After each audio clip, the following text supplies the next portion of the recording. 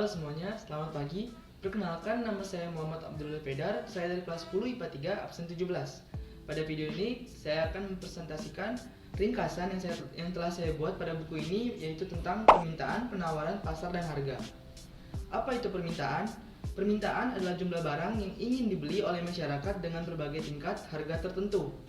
Apa saja sih faktor-faktor yang mempengaruhi permintaan? Faktor-faktor yang mempengaruhi permintaan itu ada 7. Yang pertama ada harga barang, yang kedua pendapatan masyarakat, yang ketiga selera masyarakat, yang keempat kualitas barang, yang kelima harga barang lain, yang keenam jumlah penduduk, dan yang terakhir yaitu ramalan masa depan. Kurva permintaan.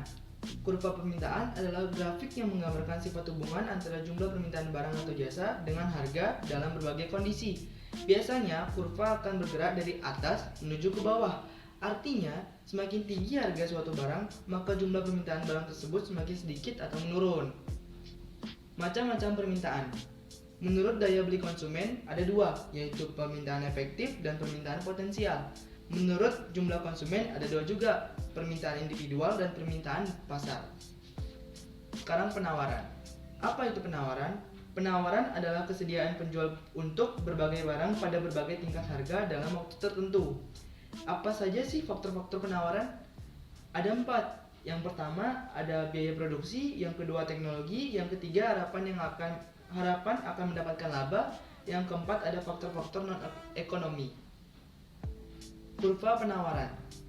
Kurva penawaran adalah grafik yang menggambarkan sifat hubungan antara harga suatu barang dengan jumlah barang yang ditawarkan pada waktu tertentu dan tempat tertentu.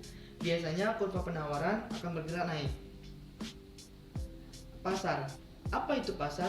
Secara umum, pasar adalah sarana bertemunya penjual dan pembeli, baik secara langsung maupun tidak langsung, untuk melakukan jual beli atau proses terjadinya interaksi antara penjual dan pembeli untuk mencapai kesepakatan harga dan jumlah barang atau jasa yang diperjualbelikan. Apa saja sih fungsi pasar? Fungsi pasar mempunyai 3, yaitu fungsi distribusi adalah untuk memperlancar distribusi dari produsen ke konsumen. Fungsi pembentukan harga, artinya pasar mewujudkan kesepakatan harga antara penjual dan pembeli. Dan yang terakhir yaitu fungsi promosi. Fungsi promosi artinya pasar menjual barang sekaligus memperkenalkan hasil produksi kepada masyarakat. Macam-macam pasar. Menurut wujudnya ada 2, yaitu pasar konkret dan pasar abstrak. Menurut barang yang diperdagangkan ada 2 juga, pasar barang konsumsi dan pasar barang produksi.